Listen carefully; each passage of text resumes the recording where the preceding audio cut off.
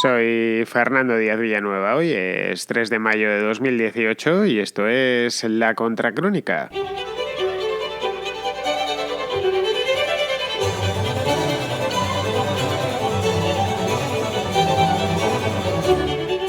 Arranca el mes de mayo en un México preelectoral y completamente de los nervios. Lo hace con unas encuestas extraordinariamente favorables a Andrés Manuel López Obrador. Son unas encuestas que yo creo que si se las cuentan a él hace un mes no se las hubiese ni creído. La de la revista 32 le da una victoria con el 50,9% de los votos. Es decir, si fuesen unas elecciones parlamentarias, que también lo son elecciones federales, sería la mayoría absoluta. Y la de la encuesta de la Reforma y Radio Centro le da el 48% de los votos. El que parece que remonta un poquito es Ricardo Anaya, del PAN, que está en torno al 30% aproximadamente, y el que desciende es José Antonio Meade, del PRI. Con estos números en la mano es normal que Anaya apele más que nunca al voto útil. Está ahora mismo metido en esa misma faena. Eso implica que tiene que acercarse al PRI y tentar a sus votantes, más que a su candidato, obviamente, pero también a su candidato. Según están las cosas, es casi lo único que Anaya puede hacer, que el candidato panista puede hacer si pretende tener alguna opción dentro de un par de meses. Pero hasta ahora ha venido haciendo exactamente lo contrario. Y eso le tiene atado de pies y manos. Esa es la cruda realidad. Se lo están empezando a recordar algunos en México, diciéndole algo así como: ay, Ricardito, si no hubieses hablado tanto hace cosa de 2 o 3 meses, pues ahora no te verías en estas. Claro, que no olvidemos que la política es el arte de contradecirse, de decir una cosa hoy y la contraria mañana. Es decir, lo habitual en los políticos. Vamos a verlo.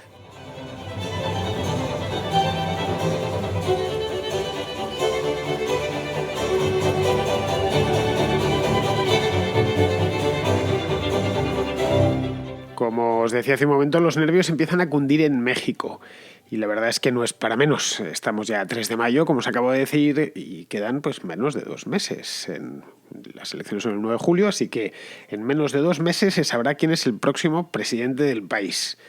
Y lo peor de todo, o lo mejor, dependiendo desde donde lo mire uno, es que si las elecciones se celebrasen hoy, día 3, o mañana, pues sería Andrés Manuel López Obrador, más conocido como AMLO, quien las ganase, y además quien las ganase por goleada. En estos últimos días han salido 3 encuestas, están saliendo encuestas ya a una velocidad de vértigo, no me da tiempo ni siquiera a seguirlas y a echarles un vistazo medianamente documentado, porque van saliendo en distintos medios, supongo que esto irá más a lo largo de los próximos 2 meses. Bueno, pues han salido 3 encuestas. Ha habido una que es de La Silla Rota, un medio del que yo no tenía constancia y he descubierto gracias a esta encuesta, pues este le da la victoria a López Obrador por 16 puntos. En concreto le está dando a López Obrador 45 y a Anaya, que queda segundo en todas las encuestas, le da el segundo puesto, la segunda plaza, que no sirve absolutamente de nada. Las elecciones presidenciales en ningunas, y en estas de México menos todavía porque no hay segunda vuelta, le da el 29%. La del Grupo Reforma, que os la comentaba en la introducción, el Grupo Reforma y Radio Centro, le da una victoria a López Obrador por 18 puntos.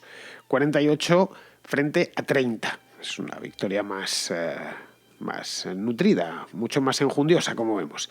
Y la de la revista 32, que también os la comentaba por encima, le da una victoria por 32 puntos, ya directamente una locura.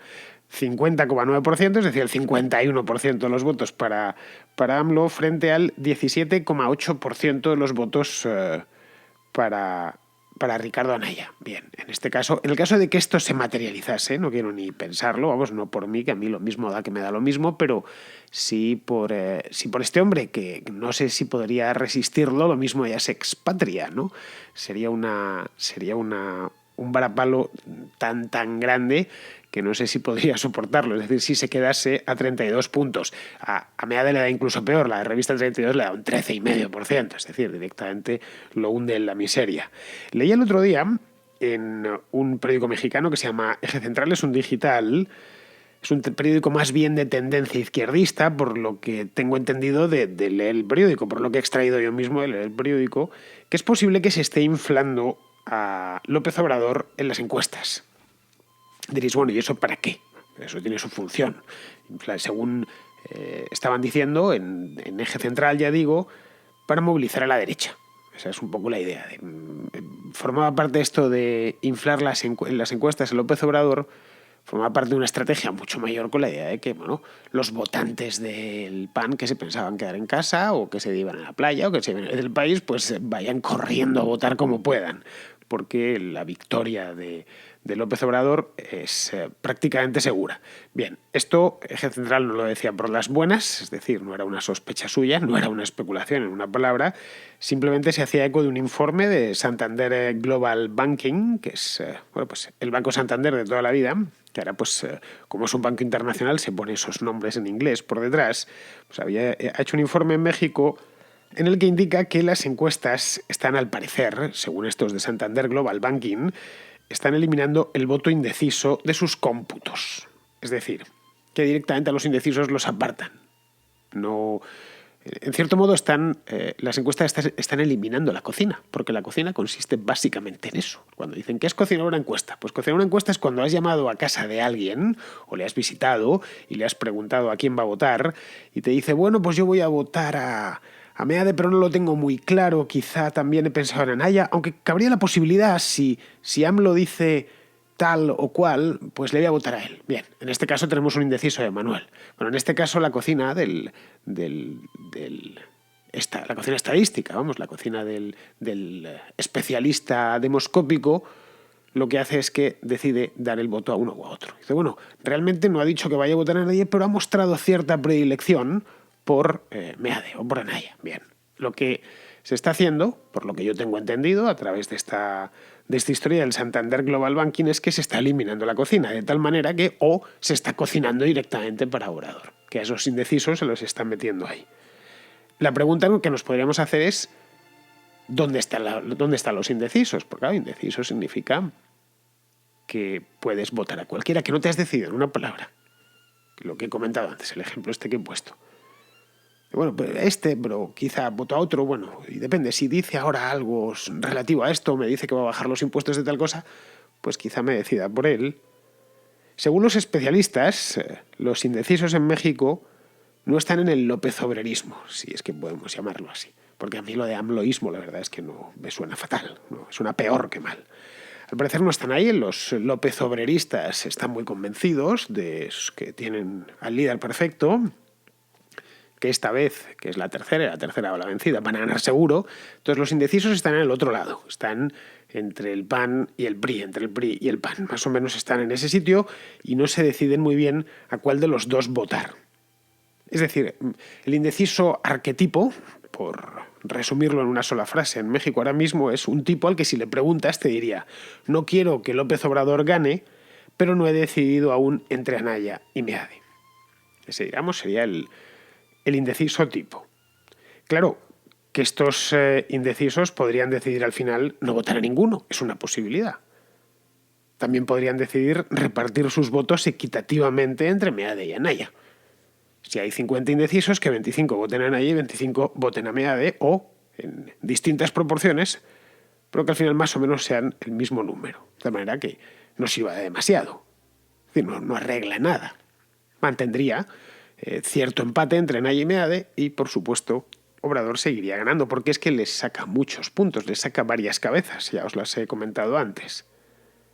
Y es aquí, en este punto exacto, donde nace lo del voto útil, que es el gran tema ahora mismo en las elecciones mexicanas. Tiene además cierta lógica que aparezca justo ahora. En unas elecciones que muchos entienden como algo así como cualquier cosa menos que gane Obrador, pues tiene sentido que estén en este plan. Sobre todo cuando faltan menos de 2 meses y las encuestas, en lugar de quitar fuego a Obrador, le están metiendo más candela todavía. Es decir, que el panorama, en lugar de ir despejándose como pensaban muchos, incluido yo pensé que la cosa de Obrador era algo de pre-campaña y que en el momento en que entrasen en campaña, esos porcentajes que tenía pues en el mes de marzo o en febrero, es decir, antes cuando estaba en la pre-campaña, que iba a ganar por el 40% y tal, me parecían un poco irreales. Pues no, me estoy dando cuenta que sí, que efectivamente eran irreales, porque podría ser, con las encuestas en la mano, que ganase por más. De hecho, el otro día, esto lo ha dado obviamente toda la prensa mexicana, el otro día estaba reunido Anaya con unos banqueros, con unos del sector financiero, Y le preguntaron si estaría dispuesto, llegado el momento, y ese momento va a llegar pronto, a hablar con Peña Nieto, con el actual presidente de México, que es del PRI, y negociar una alianza para hacer frente a López Obrador. Y ponerse de acuerdo, en una palabra. Lo que vino a decir es que sí. Lo dijo en Politiqués, obviamente. Dijo algo así como: estoy absolutamente convencido y absolutamente abierto a construir y bla, bla, bla. Bueno, el Politiqués se habla en todos los países del mundo. Luego, al parecer, se apartó un momento el micrófono y le dijo al que se lo había preguntado: sí, sí, por supuesto que estoy dispuesto, no, dispuestísimo a llegar a un acuerdo y a lo que haga falta. Bien, hasta aquí todo correcto. Tiene lógica.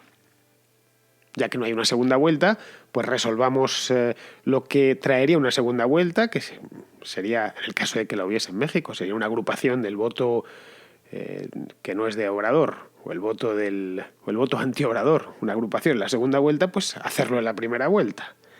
Claro, el problema es que Anaya ha hecho toda su campaña hasta la fecha contra el PRI, si nos fijamos en lo que ha venido diciendo en los últimos meses.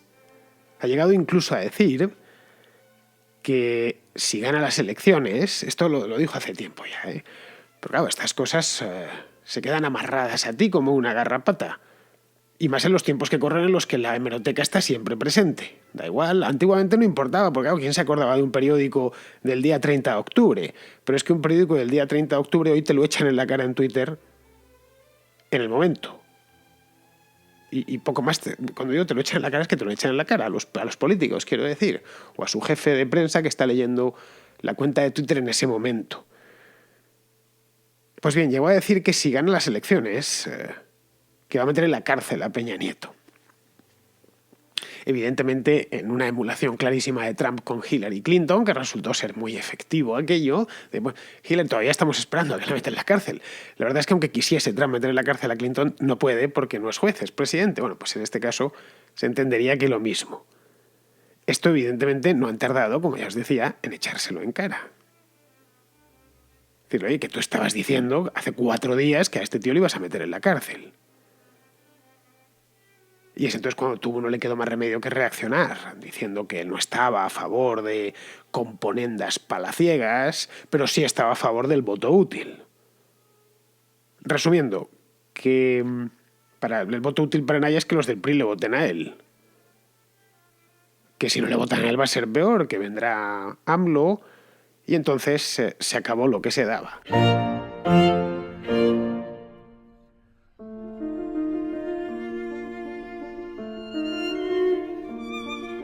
Tenemos, por lo tanto, aquí un fenómeno cuando menos curioso.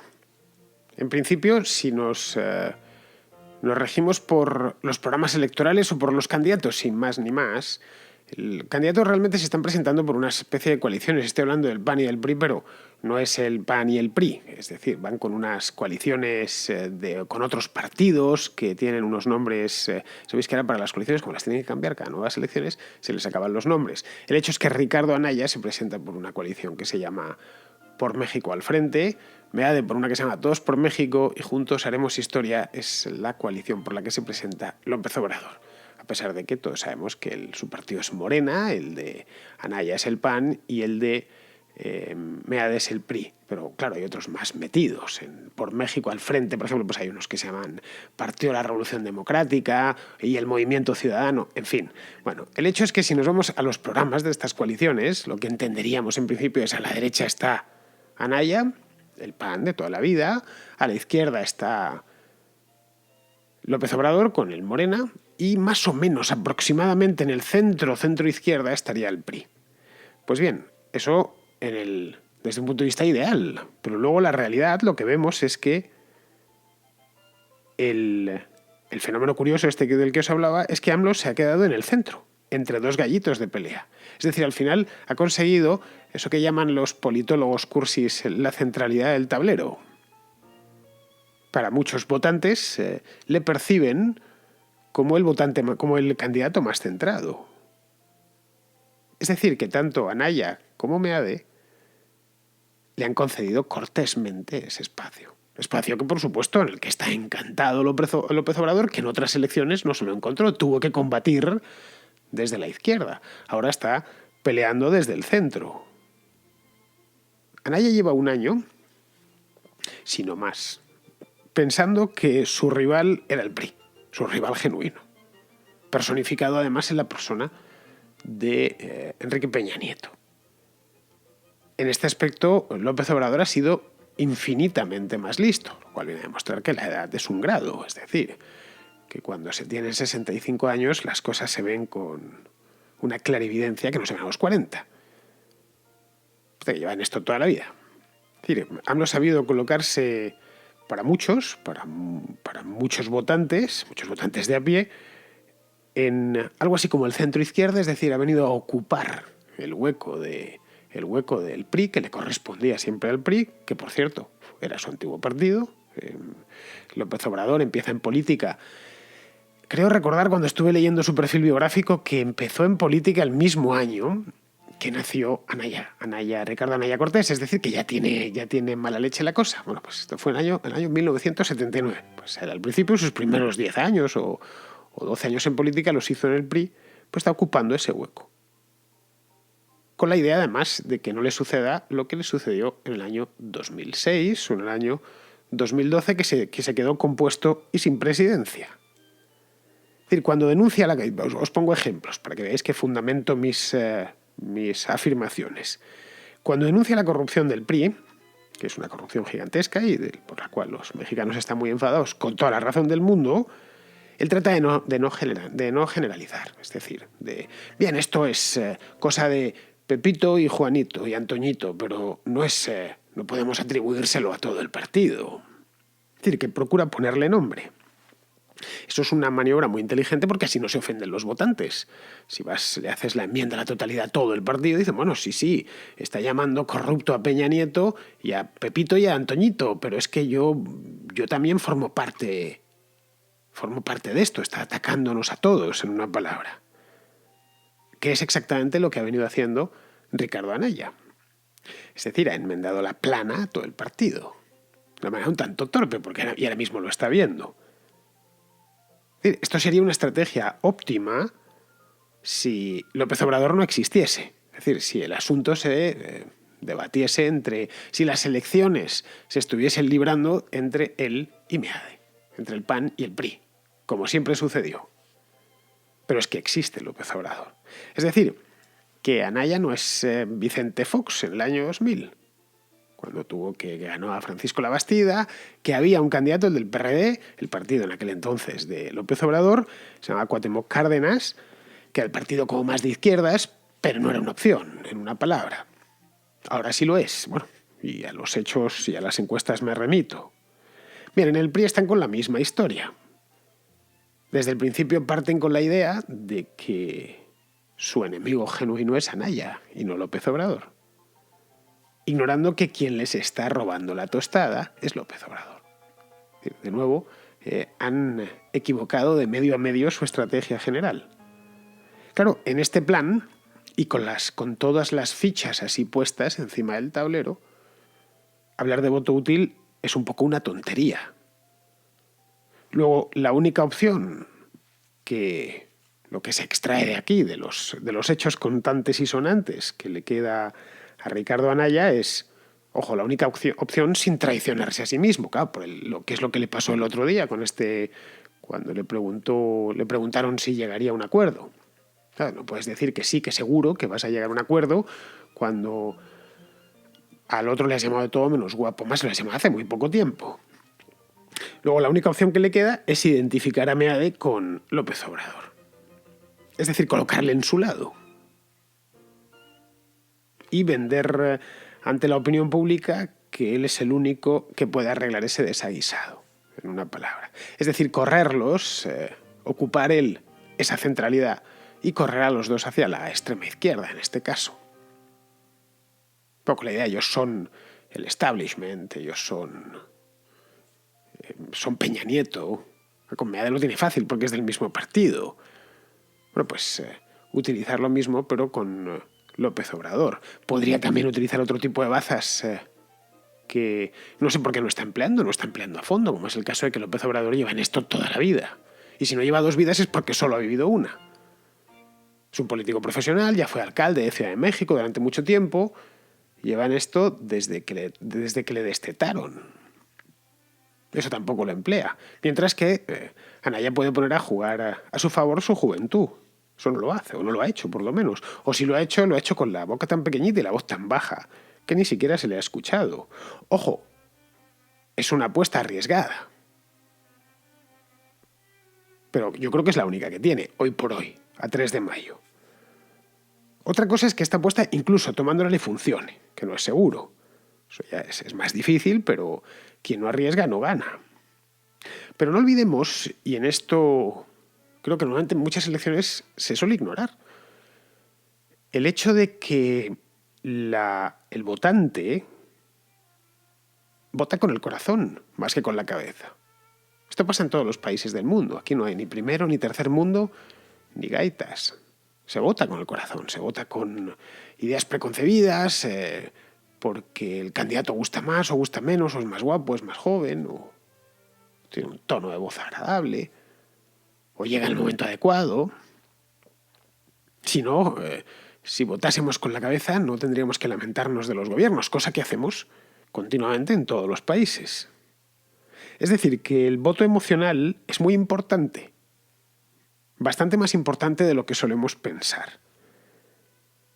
Y lo que hay en México, al menos lo que yo percibo en la distancia, ojo, distancia física solo, que yo con México tengo mucha cercanía espiritual, pues lo que percibo es un enfado monumental con el gobierno actual, con el gobierno de Peña Nieto.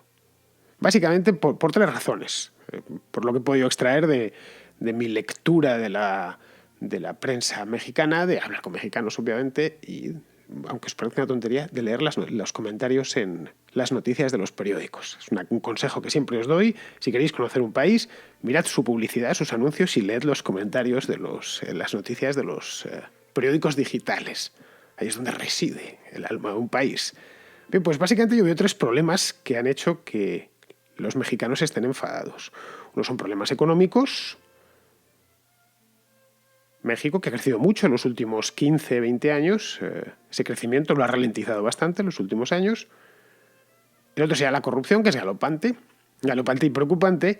Y por último, la inseguridad, que no cesa y a la vista está porque las noticias llegan a todas las esquinas del planeta, sobre las matanzas que hay, etcétera, el problema con el narco, más la inseguridad callejera.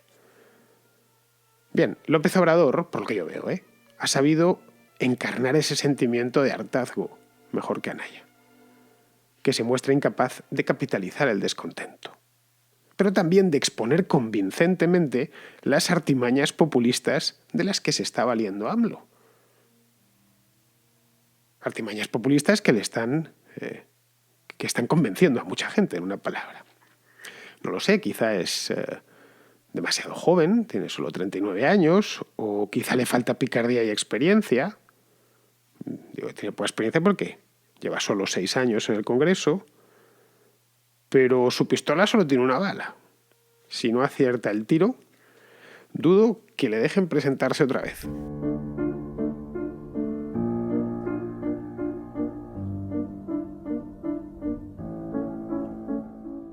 Y siguiendo con México, la semana pasada, en un programa que hice sobre México, el anterior, que ya el primer día preelectoral que hice aquí en La Contra sobre México, echaba una pregunta al aire sobre López Obrador. Me preguntaba por qué, ¿por qué fascina tanto a los mexicanos? A pesar de que no dice más que pavadas inconsistentes, sino más que escuchar un mitin suyo o visitar su página web. Con eso, simplemente con eso basta.